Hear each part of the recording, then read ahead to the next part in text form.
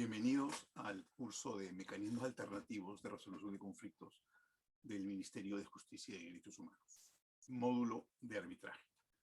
Mi nombre es Cristian Sten Cárdenas, soy abogado, árbitro y capacitador principal acreditado ante el propio Ministerio de Justicia y Derechos Humanos en la materia que desarrollaremos en la sesión del día de hoy.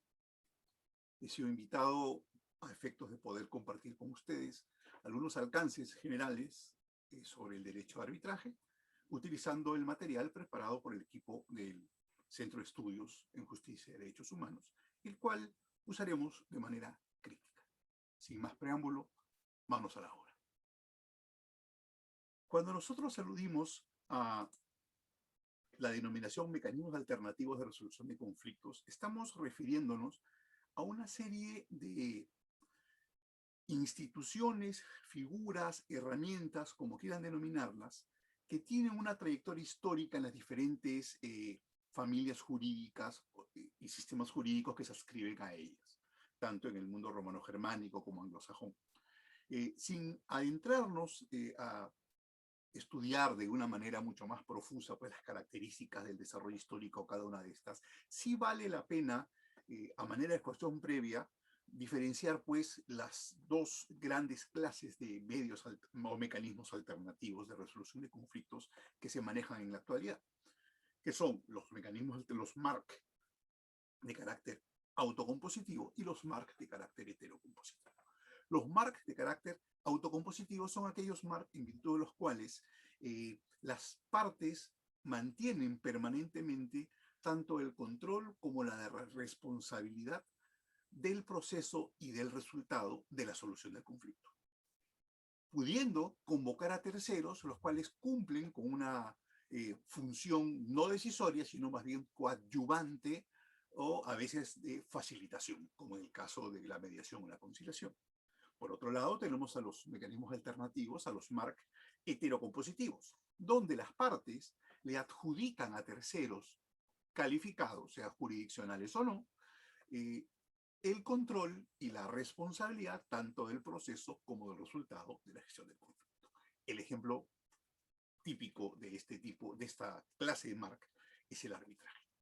Sin embargo, no es el único. En el Perú, por ejemplo, tenemos dos mecanismos alternativos regulados por ley también. Tenemos, por un lado, en la Ley de Contrataciones del Estado y su reglamento, la Junta de Resolución de Disputas, y por otro lado, en la norma referida a las asociaciones público-privadas, fuera del ámbito de la ley de contrataciones, pero muy similar, tenemos a la amigable composición. Entonces, dentro del propio sistema jurídico peruano podemos encontrar diversos tipos de mecanismos o medios alternativos.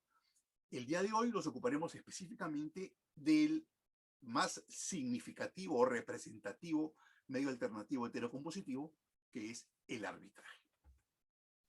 Vamos a ello. Arbitraje. Definición. El arbitraje, como ya les he mencionado, es un medio alternativo heterocompositivo no adversarial de solución de disputas.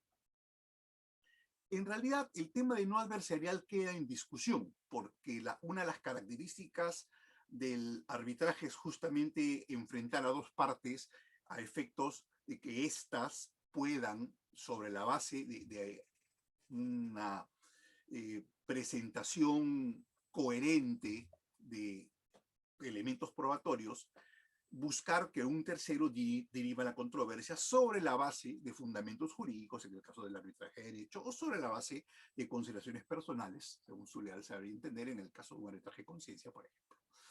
Entonces, mecanismo alternativo no adversarial de solución de disputas, en el cual la solución del conflicto proviene de un tercero ajeno a las partes, que es el denominado árbitro, cuya decisión denominada laudo arbitral resulta imperativa y vinculante para las partes.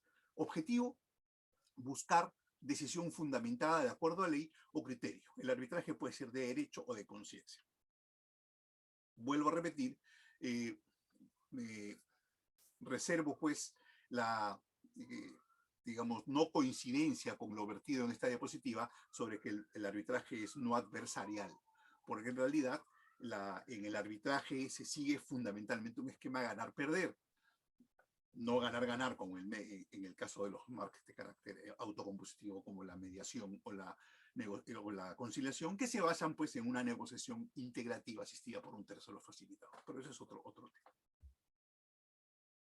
Definición de arbitraje. Acá tenemos cosas bien interesantes. El arbitraje es una institución, no una técnica, aunque tiene técnicas también arbitrales específicas, por la cual un tercero resuelve una diferencia que divide a dos o más partes en ejercicio de la misión jurisdiccional que le ha sido confiada por ellos. Cita de Jaronson Charles de 1987, la noción d'arbitrage en droit et de jurisprudence Paris, ¿correcto? ¿Qué sucede acá? Esta definición también es una definición por la cual hay que anotar algunas cosas interesantes. Se dice que es una institución en una técnica. Bueno, habría que entrar ahí al detalle de cuáles son los alcances o características de una institución a nivel jurídico y cuáles son los alcances y características de una técnica, ¿no? Yo creo que la verdad es que tiene de ambas. Es una institución en tanto tradición jurídica, en tanto una herramienta utilizada recurrentemente, y habría que analizar también cuáles son las formas de abordar el tratamiento del arbitraje en los diferentes ámbitos, ¿correcto? Porque existen técnicas también de litigación arbitral. Por lo tanto, no estoy muy de acuerdo con esta definición, aunque resulta rescatable. Además, acá en esta definición habla de en ejercicio, perdón, de la misión jurisdiccional, lo cual implica pues reconocer el ejercicio de una función jurisdiccional, cosa con la cual no están muy de acuerdo en doctrina algunos especialistas. ¿Cuál es la naturaleza del arbitraje? Existen pues 4 teorías que se manejan en la actualidad para poder adjudicar al arbitraje una naturaleza jurídica específica, lo cual es sobremanera difícil por las distintas connotaciones que tiene la figura del arbitraje.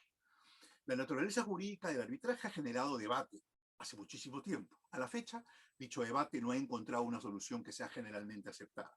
Existen 4 teorías relevantes: la jurisdiccional, la contractual, la mixta o híbrida, la autónoma o sui generis. Vamos a analizar de manera somera cada una de estas. Teoría jurisdiccional. ¿Qué dice la teoría jurisdiccional? Que el arbitraje tiene en esencia naturaleza jurisdiccional, ya que el origen de la institución, su posibilidad de existencia, apoyo estatal y regulación es similar y en ocasiones idéntica al proceso judicial, que es, digamos, la prerrogativa del Poder Judicial, que es el titular de la función jurisdiccional en nuestro sistema jurídico, por ejemplo. Es una función del Estado controlar y regular los arbitrajes que tengan lugar dentro de su jurisdicción. Esto no es tanto así. No, el Estado ni controla ni puede regular con un marco general, más específico en ciertas materias como contrataciones del Estado y otros ámbitos. Pero no es que el Estado controle los arbitrajes de una manera estricta. La solución por la vía del arbitraje es una facultad delegada o paralela. Se sostiene entonces que el arbitraje es una especie de jurisdicción delegada. Recuerden ustedes que la jurisdicción o la función jurisdiccional, para ser más exacto, es una función que se deriva pues de una autoridad, de un jus imperium que el Estado detenta mediante el órgano jurisdiccional representado por el Poder Judicial. Y el Poder Judicial, que tenía históricamente el monopolio de la resolución de conflictos basada en las atribuciones justamente jurisdiccionales, de cierta manera se ha visto obligado a democratizar la solución de conflictos, delegando de alguna manera dicha jurisdicción a los privados en cierto tipo de ámbitos regulados, más no controlados, como es el tema del arbitraje. Recuerden ustedes que en nuestra Constitución Política de 1993, vigente a la fecha, nosotros en el artículo 139 tenemos definidas básicamente 3 tipos de jurisdicciones. La jurisdicción ordinaria o tradicional, que ejercía por el Poder Judicial, la jurisdicción militar y la jurisdicción arbitral. Es decir, en nuestra Constitución el arbitraje está reconocido como un ámbito jurisdiccional, por lo tanto los árbitros, que son los que ejercen la función arbitral, cumple con una labor jurisdiccional.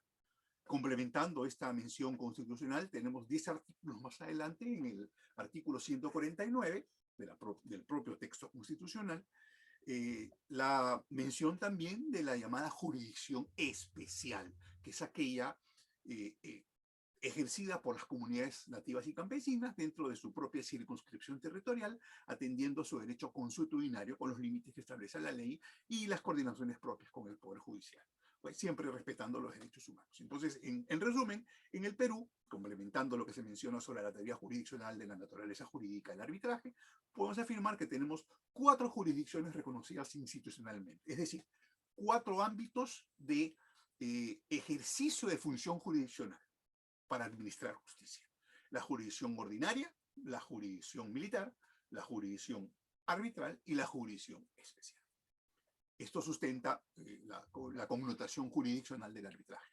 No se puede negar que el arbitraje tiene componentes jurisdiccionales, si está reconocido a nivel, incluso en nuestro país, a nivel constitucional como en otros países. La siguiente teoría contractual. Tampoco se puede negar que el arbitraje tiene elementos de naturaleza contractual, porque en el arbitraje regulado por el decreto legislativo 1071, que es el arbitraje, digamos, general, la partida de nacimiento del arbitraje en sí es el convenio arbitral, que no es otra cosa que un acto jurídico en virtud del cual las partes generan un compromiso de recurrir a este medio alternativo específico para la solución de controversias en la ejecución de la relación jurídica o la interpretación de los términos de esta relación jurídica o diferentes alcances que ellos mantienen. Entonces, existen componentes contractuales innegables en un arbitraje, también existen componentes contractuales.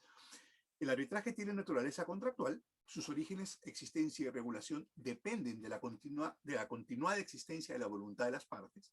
Todas las actuaciones arbitrales están basadas en acuerdos contractuales y la autonomía de la voluntad da origen a este sistema de justicia privada.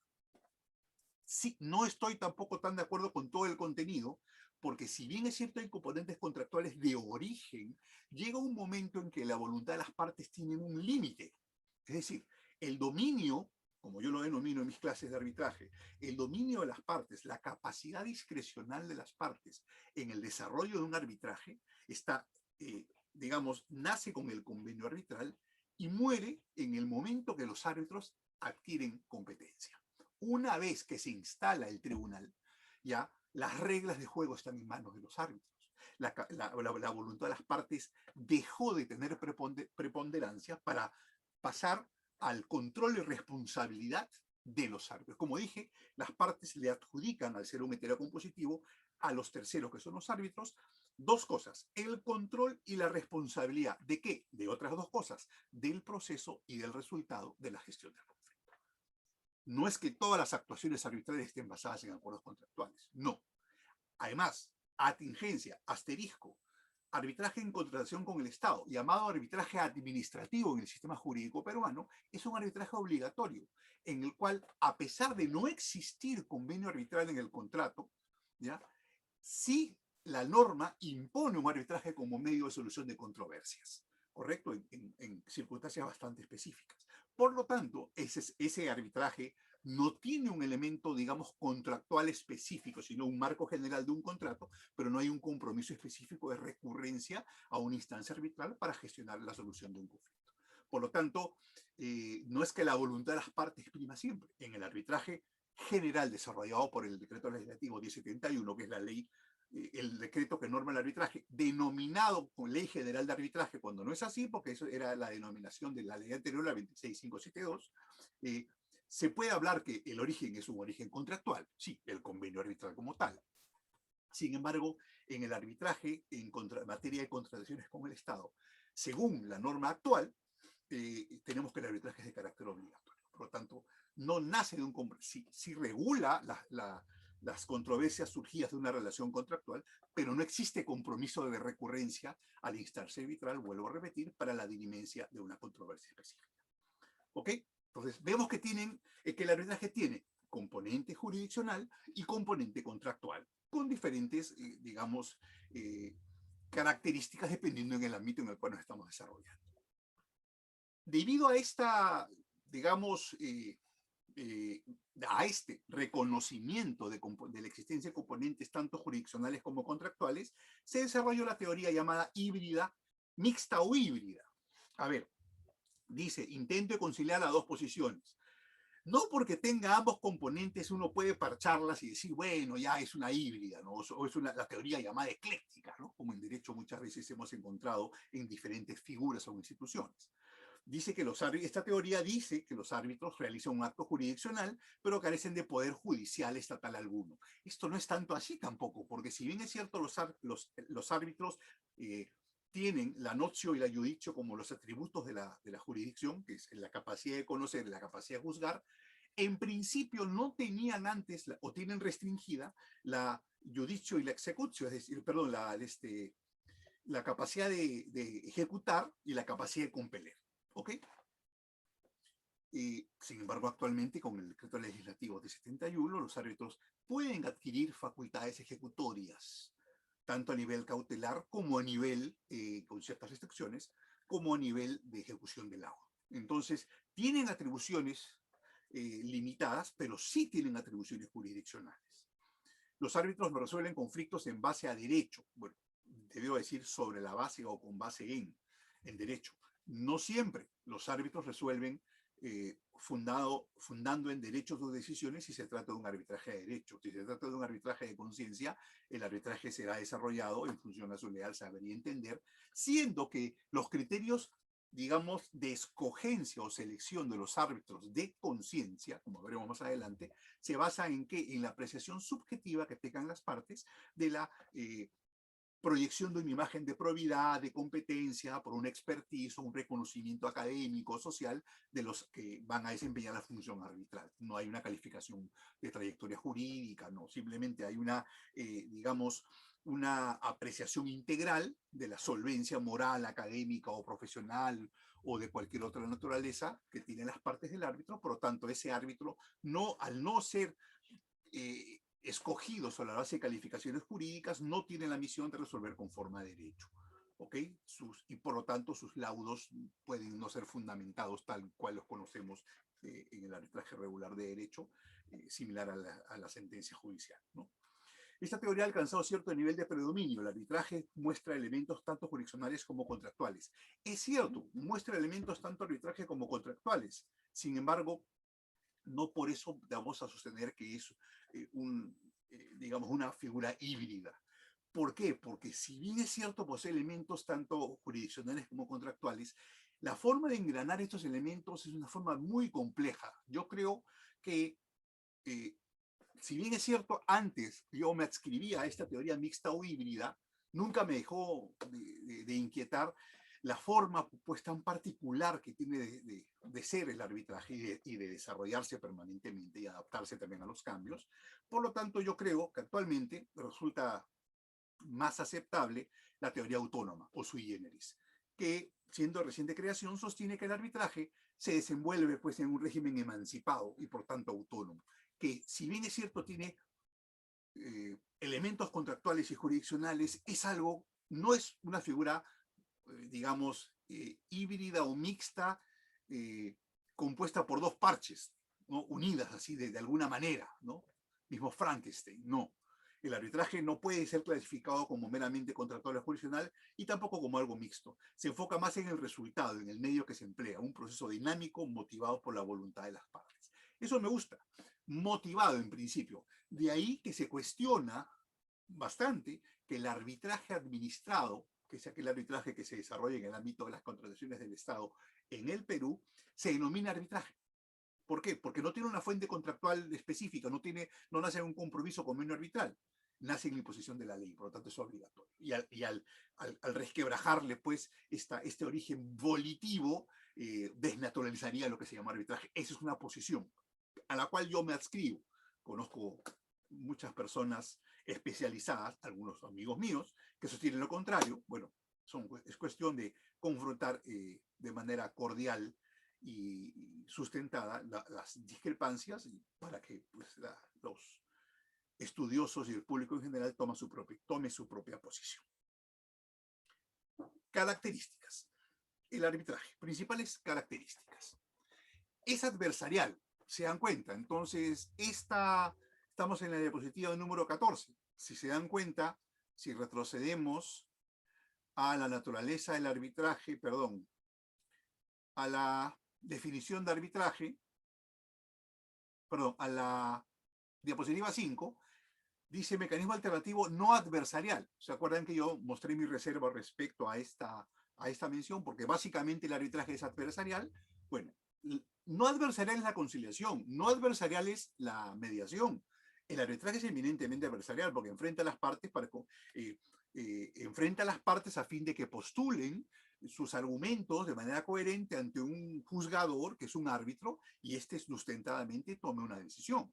Por lo tanto, la diapositiva 5 frente a la 14 nos pone pues en una disyuntiva, que es finalmente sostener que el arbitraje sí tiene naturaleza adversarial. Bueno, es adversarial. Las partes tienen que cumplir con la entrega de los elementos de prueba, con la acción probatoria y con la sustentación de controversias y argumentos presentados. Estamos hablando de un arbitraje de derecho. El arbitraje de derecho tiene una estructura muy parecida a la del proceso judicial. Una etapa postulatoria, una etapa probatoria y una etapa decisoria. Es más, la jerga que se utiliza, la jerga procesal utilizada pues en los juicios ordinarios, en los procesos judiciales, es la misma que se utiliza en los arbitrajes de derecho, ¿correcto? Los autos, los decretos, el recursos de reconciliación, que es el único recurso que se puede plantear, además de recurso de anulación. El recurso de reconciliación se plantea contra las decisiones que no son laudo, es decir, contra los autos arbitrales, y el recurso de anulación se plantea frente al laudo, pero ese es un tema aparte. Dos, la elección del árbitro es determinada, debido decir, por las partes. En principio sí, pero si las partes no eligen al árbitro o a los árbitros, existen mecanismos supletorios previstos en el propio decreto 1071, en virtud de los cuales se puede establecer antes por la vía judicial y ahora con la ayuda de las cámaras de comercio, cuáles son los árbitros que se van a hacer cargo de la decisión final, ¿no? Es equitativa en la forma, porque todas las partes tienen la oportunidad de exponer su caso y presentar sus fundamentos, elementos de prueba y sustentar su reclamo. En principio es equitativa, pero por supuesto que sí. El principio de igualdad de armas, ambas partes tienen las mismas posibilidades de plantear sus pretensiones, sustentarlas debidamente, ofrecer sus pruebas, tener derechos que sean admitidas, actuarlas de una manera, pues, pertinente, ¿ya? Y finalmente formular sus alegatos a efectos de que los árbitros, en función a sus conclusiones procesales, tomen una decisión final motivada de la mejor manera. Es una modalidad del sistema privado de permitir que sean ellos y no el Estado los que dirijan la solución de controversias. Sí, pues por eso les mencioné inicialmente que el arbitraje es una ventana como buen mecanismo alternativo, aunque sea heterocompositivo y muy parecido al judicial, en el caso del arbitraje de derecho, implica pues un supuesto de democratización de la administración de justicia, porque le abre la puerta a los particulares para que con mecanismos más rápidos y más especializados en cuanto al fondo de las materias, tanto por la selección de los árbitros como por la posibilidad de intervención de terceros, puedan pues dirimir una controversia de una manera más eficiente, ¿no? Y acá quiero hacer una diligencia, ¿sí? Cuando hablamos de alternatividad de estos medios o mecanismos, sea el arbitraje, sea conciliación, sea amigable composición, sea el que sea, la alternatividad tiene dos dimensiones o dos niveles de manifestación. La alternatividad objetiva y la alternatividad subjetiva. La alternatividad objetiva es aquella alternativa que en función a la cual existe una vía procedimental o un trámite distinto al trámite judicial para poder atender la gestión de las resoluciones de conflictos. ¿Ok? Esa es la alternatividad objetiva. Una alternatividad, como yo la denomino, alternatividad de trámite o procedimiento. Hay vías, hay pautas de trámite o de procedimiento que nos permiten en diferentes instancias, instituciones o personas derivar, digamos, o canalizar o encauzar la solución de las controversias por parte de los particulares. Esa es la alternatividad objetiva. La alternatividad subjetiva es aquella alternatividad que implica la asunción de los actores resolutivos en el conflicto de una actitud no contingente o adversarial en el caso de los medios autocompositivos. O sea, la alternatividad objetiva es básicamente, digamos, equivalente para los MARC heterocompositivos y los autocompositivos. Pero para los MARC autocompositivos, la alternatividad subjetiva es sobremanera relevante. No tanto para los heterocompositivos como el arbitraje, porque si estamos en un esquema adversarial básicamente procesal, se trata de una dinámica muy similar. Pero para los autocompositivos como la conciliación o la mediación, la alternatividad subjetiva adquiere mucha importancia, porque los actores, es decir, los operadores que actúan, tanto el centro de conciliación, los conciliadores, los abogados, los asesores y las partes, deben ser conscientes de la asunción de un rol distinto, no adversarial, no contingente. Deben pasar de una administración del conflicto de manera pues confrontativa a una manera cooperativa o colaborativa. Deben pasar de una negociación distributiva a una negociación integrativa.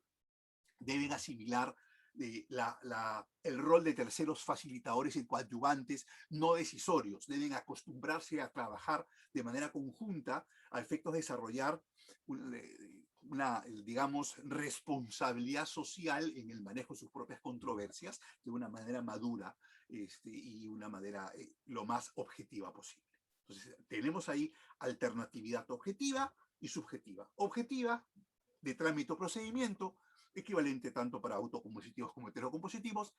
Subjetiva, relevante para los autocompositivos, no tanto para los heterocompositivos, porque tienen un esquema, una dinámica muy similar al judicial. Sin embargo, sí sobremanera relevante para los autocompositivos por la asunción de roles diferentes, por la necesidad de una participación distinta, de unas aptitudes y actitudes diferentes, tanto de los agentes activos como pasivos en el manejo del conflicto. Bueno, hecha esta pequeña tingencia, seguimos nosotros con el material. El árbitro pone fin a la controversia mediante un laudo, cuyo cumplimiento es obligatorio por el consentimiento de las partes. Sí, esto es definitivo. En el Perú, actualmente el laudo es inapelable, ¿ok? Con la ley anterior, hace 2 leyes incluso, el laudo era apelable. ¿Y era apelable ante quién? O ante una segunda instancia arbitral o ante la sala superior de la sala civil de la Corte Superior de la jurisdicción. ¿Ok? Eso se eliminó. Ya no existe, no se aplica el principio de doble. Es por eso que ahora, esto es un poco más complejo, pero vale la pena hacer mención. Cuando hablamos de debido proceso, estamos hablando nosotros de proceso judicial.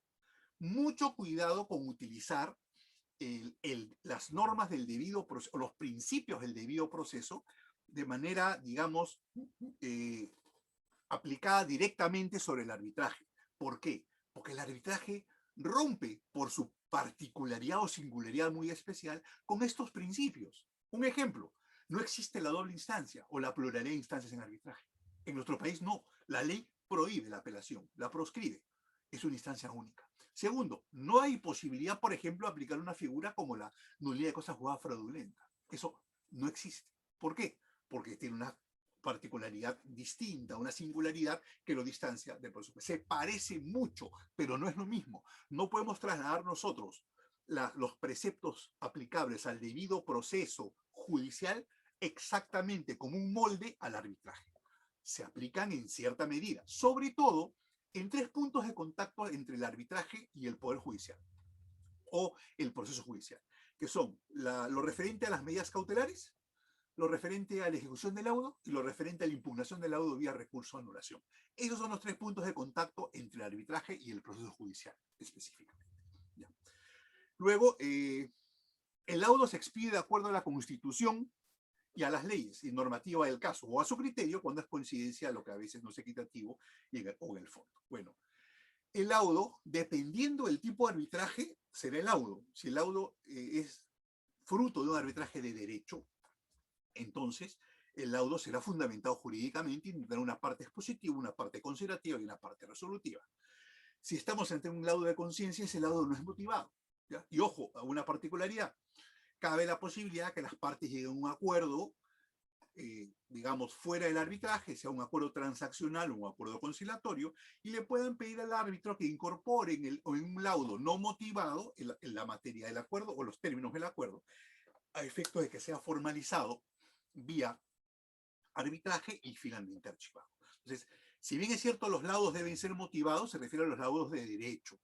Y en qué caso un laudo de derecho no es motivado, en el caso que incorpore la formalización a pedido de una o ambas partes de un acuerdo transaccional o un acuerdo conciliatorio. ¿Ok? Clases de arbitraje. Arbitraje forzoso y voluntario y forzoso, de derecho de conciencia, ad hoc e institucional, público-privado, nacional e internacional. Rápidamente, ¿ok? El arbitraje, acá yo les hice la mención cuando se habla de LGA, Ley General de Arbitraje.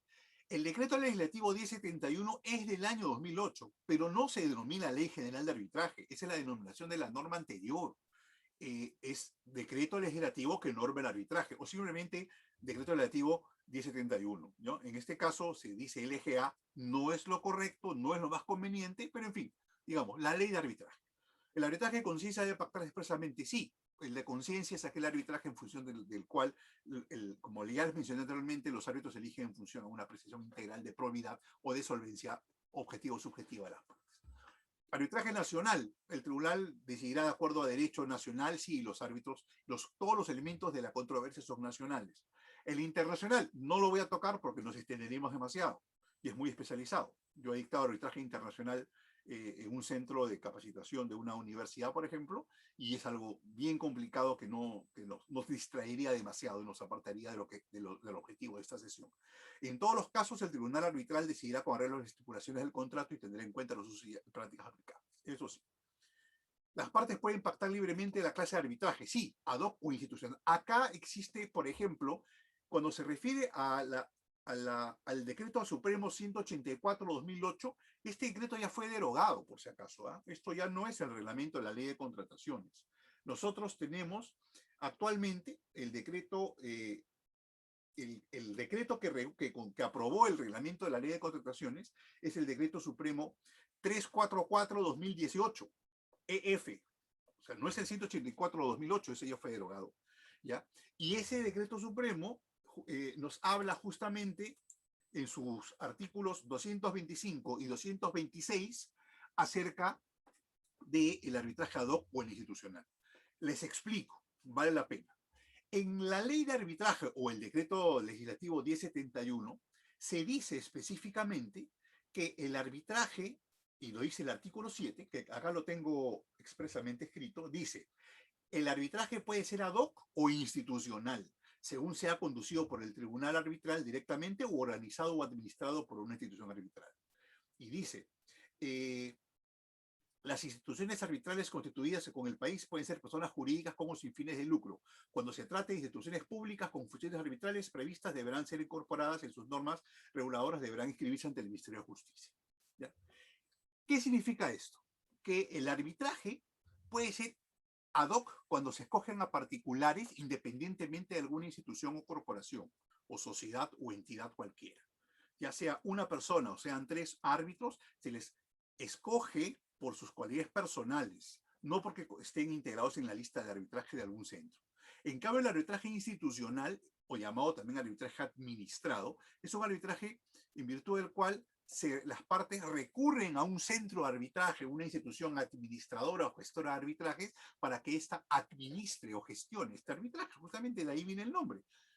Y cobra por esto, hace las veces de secretaria arbitral, de coordinadora con los y tiene una nómina arbitral, y esto también es un tema aparte porque esa nómina se integra de una manera muy particular, tiene sus reglamentos internos y sus mecanismos de selección. ¿Ok? Ojo, en el arbitraje regular o tradicional o general, digamos, del 1071, nosotros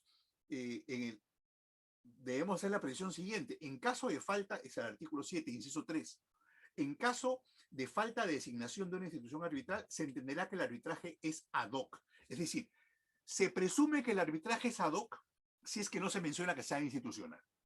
¿Ok? O no se prescribe una institución arbitral específica. Sin embargo, en materia de contrataciones con el Estado, ¿sí? Existe una regulación muy particular. Se presume que es institucional. Ojo, y si no se pone el nombre, puede ser ante cualquier institución arbitral.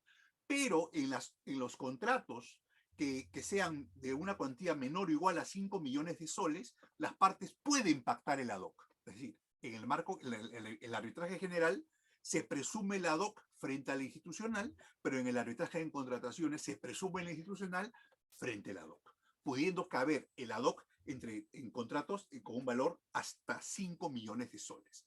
Más de 5, así las partes pacten ad hoc, no. Eso va a institucional. Que no ponen el nombre de la institución arbitral, va ante cualquier centro de arbitraje. Y hay muchos supuestos en el artículo 226 donde se va ante cualquier institución arbitral ante la falta de acuerdo o incluso contra la voluntad de las partes de hacerlo. Entonces, hay un régimen muy especial respecto a esto.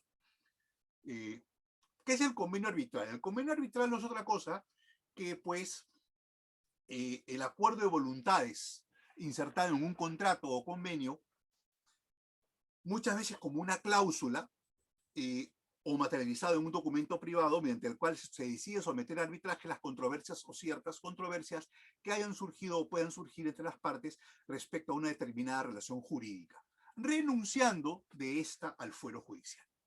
El convenio arbitral es la partida de nacimiento de un arbitraje. El arbitraje es originado por la voluntad de las partes que deciden de una manera autónoma derivar la gestión de sus controversias a una instancia arbitral, ¿ok? Renunciando a la recurrencia a la instancia judicial ordinaria, ¿ok? Es el instrumento en el que se plasma el derecho de las personas a solucionar las cuestiones litigiosas de su libre disposición. ¿Sí es cierto? Otra definición es un contrato por virtud del cual dos o más partes acuerdan que una controversia, ya sea mediante que una controversia, ya sea presente o futura, se resolverá mediante arbitraje. González de Cosío, reconocido árbitro mexicano. Luego, ¿qué dice la ley de arbitraje? El convenio arbitral es un acuerdo por el que las partes deciden someter a arbitraje todas las controversias o ciertas controversias que hayan surgido o puedan surgir entre ellas respecto a una determinada relación jurídica, contractual o de otra naturaleza. La ley modelo UNCITRAL. UNCITRAL es la Comisión de Naciones Unidas para el Desarrollo del Derecho Mercantil Internacional, ¿ok? Según sus siglas en inglés. El acuerdo de arbitraje es un acuerdo por el cual las partes deciden someter a arbitraje todas las controversias o ciertas controversias que hayan surgido o puedan surgir entre ellas respecto a una determinada relación jurídica, contractual o no contractual. ¿Ok? ¿Qué dice el modelo arbitral de la CCI? La CCI es la Cámara de Comercio Internacional de París, con sede en París, que es, digamos, el centro de arbitraje más potente, más reconocido a nivel mundial. Los invito a que entren a la página web, pongan, está en varios idiomas, pongan en Google simplemente Cámara de Comercio, Centro de Arbitraje de Cámara de Comercio Internacional de París y van a salir un montón de manuales, libros instructivos, protocolos y digamos, listados de buenas prácticas bastante interesantes y que los pueden instruir de muy buena manera en la búsqueda, pues, de una orientación en derecho a arbitraje. Todas las desavenencias que se deriven de este contrato o que guarden relación con este serán resueltas definitivamente de acuerdo con el reglamento de arbitraje de la Cámara de Comercio Internacional por uno o más árbitros nombrados conforme a este reglamento. Esto es un convenio arbitral, por ejemplo, esta cláusula. Forma. El convenio, según la ley peruana, por ejemplo, tiene que ser siempre por escrito. Siempre. Eso es impajaritable. ¿Ok? Hay antecedentes como la ley de arbitraje derogada del 96, que es la que yo mencioné, que es la ley, esa sí es la ley general de arbitraje, la 26572, no esta, que es el decreto legislativo, que dice que decía que el convenio arbitral se celebra por escrito bajo sanción de nulidad, ¿no? Una formalidad ad solemnitatem de carácter esencial. El convenio arbitral deberá constar por escrito, dice en otra norma, en el arbitraje internacional, en la misma norma mejor, pero respecto al internacional, siendo una formalidad ad probationem, ¿no? Se recoge el principio del consensualismo. Claro, porque es un acto jurídico. El convenio arbitral es un acto jurídico que encierra un compromiso de las partes de regular la gestión o de administrar un conflicto vía la utilización de un medio alternativo como el arbitraje, escapando a la jurisdicción ordinaria judicial. ¿Ok? Y es tan trascendente el convenio arbitral que si una de las partes desconoce este compromiso y se va al Poder Judicial, existe un remedio procesal, existe un medio de defensa que se llama la excepción de convenio arbitral, en virtud del cual la parte que se siente afectada con este desconocimiento del compromiso arbitral o del convenio arbitral, le dice, señor juez, este tipo está, la parte demandante en este caso, está tratando de escapar a su compromiso, de desconocer el compromiso. Entonces, conmínelo usted y si se declara fundada la excepción de convenio arbitral, el juez le dirá, bueno, señor, usted se comprometió, váyase al arbitraje. ¿Sí? Además, tan fuerte es la necesidad de la existencia del convenio arbitral como partida de nacimiento del arbitraje, que si que el laudo arbitral así se haya emitido puede ser anulado si el acuerdo del convenio arbitral es inexistente, nulo, anulable o inválido o ineficaz. Efectos del convenio. El efecto positivo es que la obligación de las partes de someter sus controversias a la competencia entre la arbitral es ineludible. O sea, tienen que ir a instancia arbitral. Y el negativo, que los jueces y tribunales carecen de competencia para conocer. De ahí que funcione la excepción de convenio arbitral prevista en el Código Procesal Civil. Se entiende que cuando se entienda que el convenio es por escrito, solo cuando está en una cláusula inserta en el contrato, solo cuando está en un documento aparte integrado con una cláusula adicional o adenda. Bueno, hay varias formas. Que quede constancia de su contenido en cualquier forma. Puede ser mediante comunicación electrónica, ¿no? Mediante correos electrónicos, intercambio de escritos de demanda o contestación, o cuando en medio de un documento, y como vuelvo a repetir, vía adenda, se integra al primero. Que sea por escrito significa que quede constancia escrita de cualquier manera de la intención de las partes de someterse a un arbitraje en un conflicto específico o en un marco contractual de conflictos. ¿Cuál es el contenido del convenio arbitral? Bueno, requisitos mínimos indispensables y obligatorios, acuerdo expreso para arbitral y que sea, pues, las materias arbitrables aceptadas por ley y una serie de elementos voluntarios que están en la propia ley que son meramente formales. ¿Qué es una materia arbitrable? Que es una materia son aquellos asuntos que pueden ser dirimidos por un árbitro. Pues hay materias que no son arbitrables. La capacidad de las personas, ¿no? El nombre de las personas no puede ser. La patria potestad tampoco. La afiliación tampoco. Hay materias de orden público que por cuestión de orden público son privativas de decisión judicial, exclusivas competencias jurisdiccional ordinaria. ¿Ok? Solamente los derechos disponibles pueden ser materia arbitral. Y acá voy a hacer una ratificación de eso, ¿no? Para saber si es arbitrable o no, ¿es un tema expresamente excluido por ley? No. ¿Verse sobre derechos que no son de libre disposición? No. ¿Es una materia que afecta el interés público? No. ¿Es una materia que involucra derechos de terceros? No. Entonces, esas preguntas nos resultan muy útiles a manera de plantilla para poder nosotros verificar si se trata, o al menos tener una muy buena referencia, para ver si se trata de una materia arbitrable. ¿Cuáles son los mecanismos de protección del convenio arbitral? Antes del inicio de una acción judicial, cuando media entre las partes un convenio arbitral, o antes o después de iniciar un arbitraje. Esta es la excepción de convenio arbitral que yo les acabo de mencionar, que es un medio procesal de defensa, en virtud del cual la parte que se siente perjudicada ante el desconocimiento del compromiso del contenido de un convenio arbitral, acude ante el juez que ha conocido la demanda de este desconociente del convenio arbitral y le dice, señor juez, me está perjudicando porque nosotros quedamos en resolver nuestras diferencias en un arbitraje y él está escapando al compromiso y está acudiendo ante usted. Reencáucelo, por favor, al arbitraje. ¿Ok? Y ahí está la excepción de convenio arbitral regulada en el Código Procesal Civil. Ustedes la pueden revisar, es un tema más procesal. No vamos a entrar en materia porque es propio de un curso de Derecho Procesal. Se habla de la separabilidad o la autonomía del convenio arbitral. Bueno, sí, el convenio arbitral es autónomo e independiente. A ver, ¿cuál es la necesidad de sostener esta separabilidad o autonomía del convenio arbitral? ¿Saben cuál es? Que si está, por ejemplo, en controversia la nulidad del contrato, entonces si se entiende que el convenio como cláusula integrante del contrato sigue la suerte del contrato, y si se está discutiendo que es nulo, el convenio, por principio de accesoriedad, sería nulo también.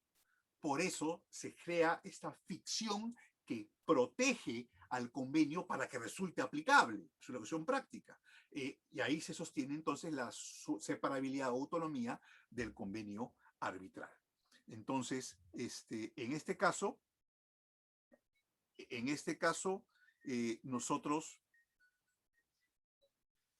debemos tener muy presente que el convenio arbitral prevalece a pesar de los cuestionamientos que se le haga de nulidad, anulabilidad, invalidez, ineficacia al contrato que lo contiene, justamente para hacerlo pues ejecutable, porque si no sería arrastrado por los vicios propios del acto jurídico cuya, digamos, cuya existencia, eficacia o cuya vigencia estaría cuestionada en virtud de las pretensiones de las partes. Esto es, si bien es cierto, puede formar parte del contrato como una cláusula o puede adherirse a él como una adenda, existe una facultad de separabilidad para no verse afectado o contaminado con los vicios propios del contrato, digamos, matriz, por principio de accesoriedad, y para hacerlo, digamos, ejecutable en función de esta protección de autonomía. ¿Correcto? Ya. Al finalidad, esta última parte me parece interesante. Este principio tiene la finalidad de asegurar que se logre lo que las partes quisieron al momento de pactar el convenio arbitral, es decir, que sus controversias se resuelvan en la vía arbitral. La existencia, nulidad, anulabilidad, invalidez o ineficacia de un contrato que contenga un convenio arbitral no implica necesariamente la inexistencia, nulidad, anulabilidad, invalidez o ineficacia. Se los acabo de explicar. El convenio arbitral no se ve afectado por los hechos que determinen la inexistencia, invalidez o ineficacia del contrato principal. Vuelvo a repetir, la separabilidad o autonomía del convenio arbitral es, en pocas palabras, un quiebre o una excepción al principio de accesoriedad para proteger justamente la aplicabilidad del convenio, la subsistencia de aplicabilidad, haciendo prevalecer la voluntad de las partes de someterse a una jurisdicción arbitral en la controversia. ¿Cuál es el efecto de esta separabilidad? Impide que a los jueces conocer respecto a la nulidad u otros vicios del contrato. Claro, si tú dices, este contrato es nulo, por lo tanto, si es nulo el convenio arbitral, y esto lo tiene que ver un juez. Aplicar el principio de accesoriedad, es decir, desconocer la separabilidad o autonomía del convenio arbitral, sería abrir la puerta ¿para qué? Para el quebrantamiento de la confianza de las partes en el compromiso que han asumido. Y todo acabaría, entonces yo como pretensión, como una jugarreta, siempre plantearía como pretensión dentro de un arbitraje la nulidad del contrato o la anulabilidad o la eficacia o la invalidez. ¿Por qué? Porque eso decía, entonces como cuestiono hasta la existencia del contrato, eso también afecta al convenio y por lo tanto el que tiene que ver esto es un juez. Y con lo cual el convenio fue un saludo a la bandera. O sea, yo acabaría yendo al Poder Judicial cuando en realidad he debido recurrir a un arbitraje. Entonces, para evitar justamente estas jugarretas de partes mañosas, lo que se hace es sostener esta separabilidad de autonomía del convenio. Los jueces no pueden negarse a remitir a las partes al arbitraje en caso se deduzca una excepción de convenio arbitral, y lo que los árbitros decidan es irrevisable por los jueces, salvo recurso a anulación que no debe versar sobre el fondo. Bueno, ese es otro tema. No voy a explayarme. Principio competence competence. ¿Qué significa esto? Que las partes son, que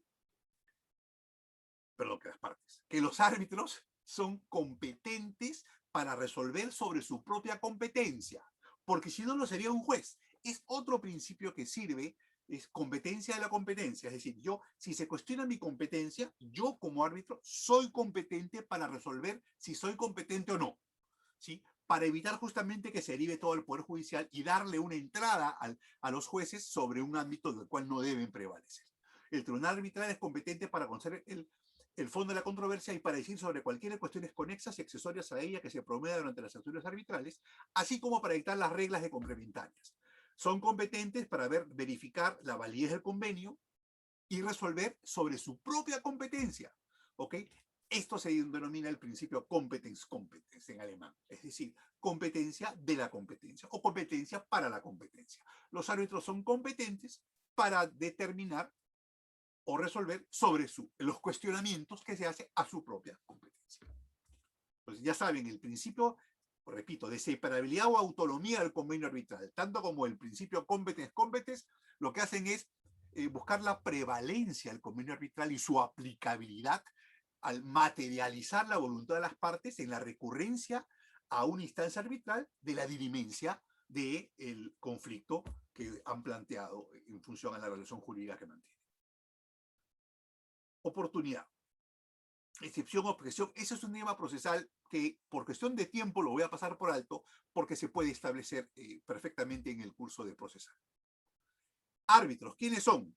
Acá sí, en esta diapositiva, nombramiento judicial. Esto que está al final, esto no se aplica actualmente. ¿Ok? Actualmente, ¿qué sucede si las partes no se ponen de acuerdo en quiénes serán los árbitros? Los elige las cámaras de comercio. ¿Ok? Lean la norma del decreto legislativo 1071. ¿Sí? Y en el caso de arbitraje con el Estado, lean la ley de contrataciones con el Estado, la ley de contrataciones y su reglamento que tiene que ver el Sistema Nacional de Arbitraje, ahí tiene que ver el OCE en esto, ¿no? Hay dos, arbitraje residual, o designación residual de árbitros, etcétera, etcétera, ¿no? Es un ámbito distinto, esto no es un tema de contrataciones, pero debo hacerles la mención. Es importante entonces que ustedes tengan presente que los árbitros son elegidos por las partes o por terceros delegados. Pueden haber titulares y suplentes, ¿sí? Hay libertad de procedimiento. En la ley existe pues un procedimiento supletorio, pero cada institución arbitral, cada centro de arbitraje o cada persona puede tener su propia mecánica de designación de árbitros.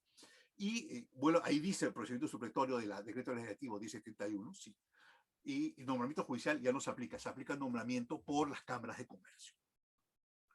Requisitos. Tiene que ser persona natural mayor de edad, saber leer y escribir, no tener ningún tipo de incompatibilidad prevista en la ley y con pleno ejercicio de derechos civiles, ¿no? Tratándose de arbitraje de derechos, sí, deben ser abogados, efectivamente. ¿Ya? No hay mayor requisito para ser árbitro. No tiene que ser profesional, no. Mayor de edad, inteligente en el dominio del idioma español, como dicen los notarios antiguos, ¿ok? Que no tenga incompatibilidad prevista en la ley, ¿ya? Y además con pleno ejercicio de derechos civiles y abogados y arbitraje de derecho. ¿Puede haber calificaciones complementarias? Sí, puede haber calificaciones, por ejemplo, puede ponerse que sean de determinada profesión. Sí, las partes pueden, sobre el piso que establece la norma o el reglamento arbitral de determinado centro de arbitraje, podrían en su caso establecer requisitos complementarios, ¿no? Niveles más altos de exigencia, que tengan un grado académico específico como maestría o una especialización en la materia arbitral, o que tengan ciertos arbitrajes previos, cierto número de laudos, etcétera, etcétera. ¿Ok? Incompatibilidades por razón de cargo, no entiendo por qué dice son temporales acá, y por inobservancia, la inobservancia de estas incompatibilidades se sanciona con la nulidad del nombramiento y el laudo emitido. Eso es importante. Función del árbitro, eso ya lo hemos visto, la función es dirigir el arbitraje, es ejercer el control y asumir la responsabilidad tanto del proceso como del resultado del arbitraje. Entonces, como lo que hace un juez, inicia, asume competencia, ejerce la función jurisdiccional, instruye el proceso, ordena las etapas, admite las pruebas, ve la actuación de estas, dicta el laudo. Y eventualmente ejecuta. ¿Por qué dice eventualmente? Porque a partir del año 2008, perdón, los árbitros, antes no lo tenían, tienen facultades ejecutorias y las partes se las otorgan para efectos de... Es decir, los árbitros pueden ejecutar el laudo en tanto y en cuanto no implique el ejercicio la aplicación de la fuerza pública. No pueden pedir ayuda a la policía, eso lo tiene que hacer mediante un juez. Pero sí, actualmente los árbitros del año 2008 a la fecha tienen facultades ejecutorias y las partes se las dan del laudo arbitral. Ejercicio del cargo. Los árbitros no representan intereses de las partes. Claro, no son abogados. El hecho que las partes designen los árbitros no implica que estos defiendan los intereses de las partes, sino tienen un deber de objetividad. Se deben desempeñar imparcialmente y con absoluta discreción. Gozan de secreto profesional, obviamente. Gozan de independencia también. Están sujetos a responsabilidad de daños y perjuicios, sí, responsabilidad civil, y el cargo de árbitro es renunciable. Pueden renunciar devolviendo los honorarios que se les paga. Esto es todo un mecanismo que debe ser previsto en cada reglamento arbitral, en el caso del institucional, ¿okay? Y asume el árbitro suplente o un árbitro nuevamente designado. La remuneración, el cargo es remunerado, ¿no? Salvo pacto en contra, muy pocos arbitrajes son gratuito, no conozco ninguno. ¿Eh? La institución arbitral también es retribuida por sus servicios. Claro, cobra una especie de tasa administrativa por el manejo y la administración del arbitraje, valga la redundancia. Los gastos de arbitraje son asumidos por las partes. En principio 50-50, pero puede haber una asignación diferente o una expresa condena de costas al final, donde los árbitros deciden vía laudo que todos los gastos del arbitraje los asuma una de las partes. Número de árbitros, puede ser uno o pueden ser tres o más. Siempre número impar para evitar pues problemas de entrampamiento, ¿no? En defecto o duda, los árbitros serían tres. Los tribunales pares deben completarse con un árbitro adicional quien lo presidiera.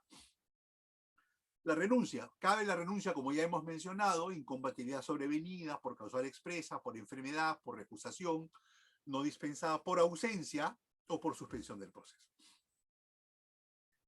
Una figura judicial que se aplica a los arbitrajes también es la recusación. La recusación puede ser absoluta, relativa, genético, sobreviviente. Es un tema muy procesal que tampoco creo que resulta pertinente que lo toquemos ahora, pero que sí la mención vale para que lo tengan presente. ¿Ok? Es un procedimiento muy procesalizado. Esto sí es importante, el deber de declaración. Deber de declaración. El deber de declaración es una institución muy, muy especial que involucra dos cosas: la declaración jurada del árbitro y el deber de revelación.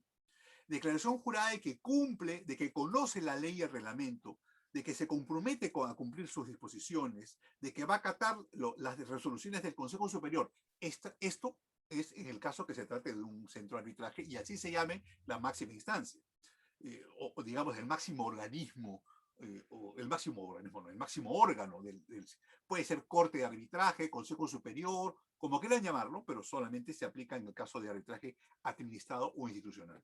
Declara no tener impedimento para actuar como árbitro en el caso concreto, sí, no tiene conocimiento de las partes previas, no ha tenido relación contractual o académica, etcétera, o la aceptación del cargo lleva implícito una serie de obligaciones para el árbitro. Y el deber de revelación, si todos los hechos o circunstancias que puedan originar dudas justificadas. Por ejemplo, si yo he sido, pues, me eligen árbitro y me doy cuenta que uno de los abogados de las partes ha sido mi alumno y lo conozco, debo revelarlo. Porque eso, si bien es cierto, legalmente no es una causal de recusación ni tampoco una causal de impedimento, sí podría generar suspicacias. Y además, máxime si yo no lo menciono, si yo no lo pongo sobre la mesa.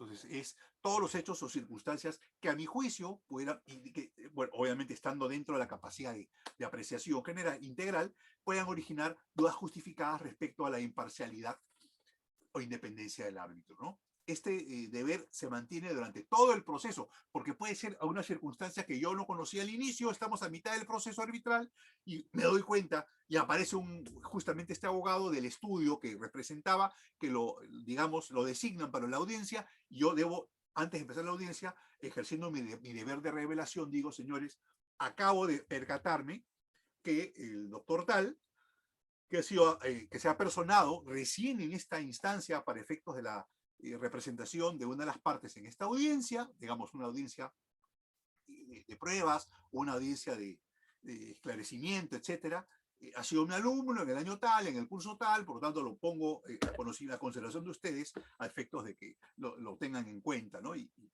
manifiesten lo conveniente de acuerdo a su derecho. ¿Ok? Este deber se mantiene durante todo el proceso. Ante la duda, mejor revelo. Tener en cuenta que esto brinda a las partes la oportunidad para ejercer su derecho a recusar. Si el principio de confianza, las partes son las que escogen a sus árbitros y las partes son las que van a confiarle la resolución del conflicto a los árbitros. Es importantísimo que prevalezca la confianza. Si los árbitros ocultan un detalle, por más nimio o simple que parezca, ya generaría pues algún tipo de recelo en estas y se resquebrajaría este principio de confianza. Este deber de declaración es fundamental. Recuerden que entonces el deber de declaración implica la declaración jurada sobre conocimiento y asunción de compromisos y el deber de revelación de cualquier circunstancia que previa o sobreviniente a su conocimiento pueda implicar pues alguna duda justificada de su imparcialidad o independencia. Capacidad y legitimidad de las partes. Bueno, esto es muy procesal, tampoco porque se aplica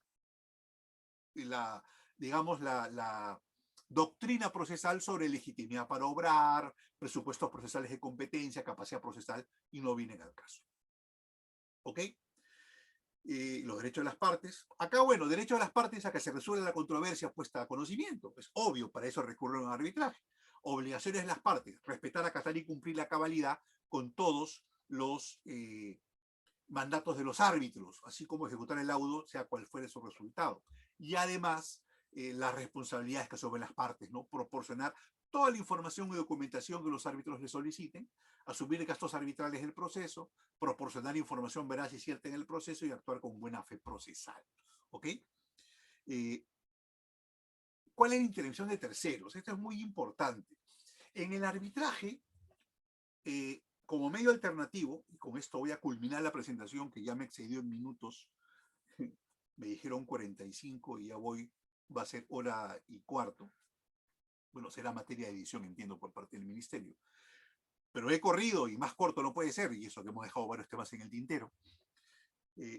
Es importante entender que en los medios alternativos hay tres tipos de terceros. ¿Ok? Los terceros facilitadores, perdón, los terceros decisorios, los terceros facilitadores y los terceros coadyuvantes. ¿Ok? Los terceros decisorios son los terceros, como su nombre lo indica, que van a tomar la decisión final, digamos, por delegación o por designio o por adjudicación de las partes. ¿Cuál es el típico tercero decisorio? Un árbitro. ¿Ok? En el marco del arbitraje, el tercero decisorio es el que domina, el que conduce el arbitraje. Pero puede haber tercero coadyuvante. ¿Cuál es el tercero coadyuvante? El perito, el abogado de una parte, un testigo, que puede haber testigo, o cualquier tipo de tercero que, vale la redundancia, coadyuve a poder brindar elementos de juicio para mejor resolver. Entonces, en un arbitraje puede haber un tercero decisorio, que es el árbitro, y un tercero coadyuvante, que es un perito, un testigo, un abogado, un asesor, etc. Los terceros facilitadores son terceros que cumplen una labor de sano intercambio y de generación de comunicación eficiente entre las partes, que no se dan en los mecanismos heterocompositivos como el arbitraje. Muy difícil. Se dan en los autocompositivos como la conciliación y la mediación. Entonces, el conciliador es un tercero facilitador. El mediador es un tercero facilitador. Es decir, puede tener incluso capacidad propositiva de soluciones probables y posibles. ¿Ya? Y en una conciliación no hay tercero decisorio, hay tercero facilitador y puede también haber tercero coadyuvante, porque puede haber asesores, puede haber abogados, puede haber peritos, si es que las partes lo permiten. Entonces, eso sí me parece importante. En el marco de los mecanismos alternativos o medios alternativos de solución de controversias, tenemos tres clases de terceros. Los terceros decisorios, los terceros facilitadores y los terceros coadyuvantes. Decisorios, solamente los heterocompositivos, ¿ya? Sea el árbitro o el amigable componedor, o la Junta de Solución de Disputas. El facilitador, solamente los autocompositivos, sea mediador o sea conciliador. Y los coadyuvantes pueden estar presentes en los dos, en los heterocompositivos o en los autocompositivos, porque son terceros que van a colaborar con las partes, y ya sea con los decisorios o con los facilitadores, en, digamos, apreciar de una manera mucho más integral, cordial y mucho más coherente los elementos que tienen al frente para tomar una decisión que vaya a resolver el conflicto de una mejor manera.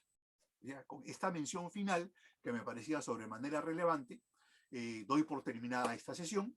Muchísimas gracias por su atención. Espero haber generado una sana curiosidad intelectual para que revisen las normas y la doctrina sobre el derecho a arbitraje. Muchísimas gracias. Que sea hasta una próxima oportunidad.